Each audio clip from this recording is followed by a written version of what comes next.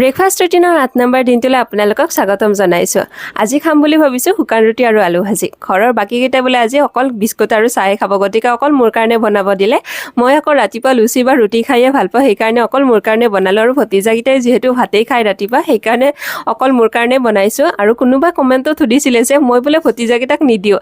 আচলতে সিহঁতকেইটাই ৰাতিপুৱা বেছিভাগ ভাতেই খায়, গতিকে তেওঁলোকৰ কাৰণে মেগী, লুচি বা অন্য ধৰণৰ বাহিৰা বস্তু বনোৱা নহয়। আৰু সিহঁতকেইটাই খাই থাকোঁতে ময়ো এচামুচ ভাত খাই আহিলোঁগে।